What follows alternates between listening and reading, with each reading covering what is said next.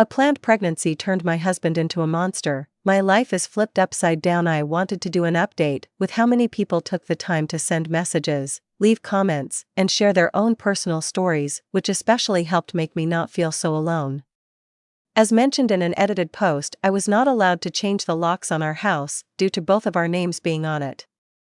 I never feared for my safety, it was more so an annoyance. He showed up to grab some personal belongings, and I thought that would be the most that would happen. It was like he was trying to get a reaction from me. He told me he transferred funds and emptied out the account. I didn't believe him until I saw it myself. That was both of our money, so that's being dealt with currently. He showed up the day before yesterday completely drunk, begging to talk, increasing in anger when I would just ignore him and walk away. It kept increasing, so I went to grab my bag and walked down the road to a neighbor's home, so I wasn't alone.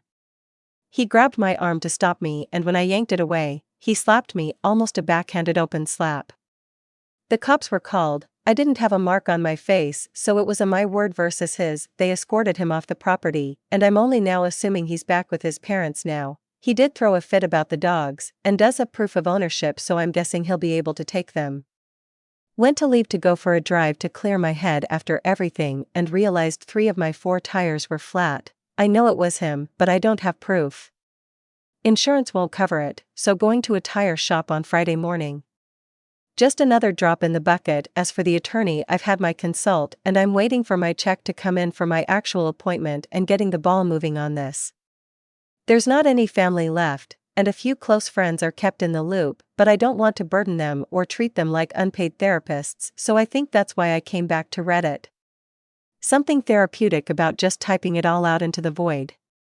The baby/pregnancy is okay. I've actually lost weight, and the doctor has told me to avoid stressful situations and to take things easy. I'll be calling to see if I can change the locks on the home now, and if not, I'm going to start looking for places. I'm genuinely fucking confused. Maybe Reddit can shed some light on this? Throwaway account, because I don't want my IRLs to know this. I'm 23 female, my sister is 10 female. Technically half sister. My mom got married to my stepdad a while after my biological dad died. They're both the best parents I could ever wish for. They are kind, accepting, understanding, and etc. I can't stress this enough, there is no abuse in our family. Not even yelling. It all started when my sister, let's call her Jane, was 8. Mom and Dad said they're going to be trying for another baby. Jane was very unhappy with this, and told me that much. We've always been pretty close, and she said that she enjoyed our parents' attention after I moved out for college. I empathized with her, but also tried to tell her how cool it is to get to be the big sister. Jane was not convinced. She became more possessive of Mom and Dad and would cry frequently. They put her in therapy and also had family therapy. I'm not sure of the details, but the therapist was concerned about something. Due to Mom's age, early 40s, postponing the pregnancy wasn't really an option, so they kept trying. It took them about a year before they announced we would be having a new sibling. Jane shut down completely. She became angry and withdrawn. Parents changed therapists. BC first one didn't seem to be helping, the second one said to let Jane adjust and feel her feelings. When Mom was 5 months pregnant, Jane forcefully pushed her down the stairs.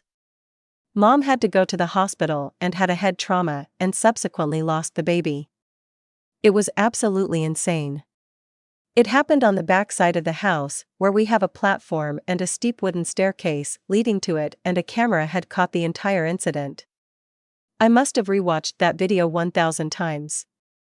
There is no mistake that it was done maliciously and with intent. I drove back home from college and missed 1/3 of a semester helping my parents deal with this. The police and CPS got involved. Every single person I've encountered during this time seemed to be creeped out by Jane. Hell, I was. She showed no remorse. All she cared about was that there was no baby. She was committed to a psych facility for 3 months, and that visit came back inconclusive. She has never, ever displayed such unhinged behavior. Just normal 9-year-old things like I don't want to clean or let me stay up past my bedtime. I've always thought she was a fairly calm little girl. I went on the internet and in extreme cases like that there always seem to be signs, like being maliciously disobedient or killing animals or something. Jane was normal up until the baby thing. Literally no warning no nothing. And the atmosphere back home is so weird now. Mom isn't really a mom to her anymore, she actively avoids Jane and just does the bare minimum, feeds her, gets her to and from school and gets her to and from the CPS mandated therapist. Stepdad is doing all the emotional work, basically. Why am I posting? It's TBH. This is such a weird place to be in. I mean, I still love my sister, but there's gotta be some kind of reason why she resorted to violence and murder.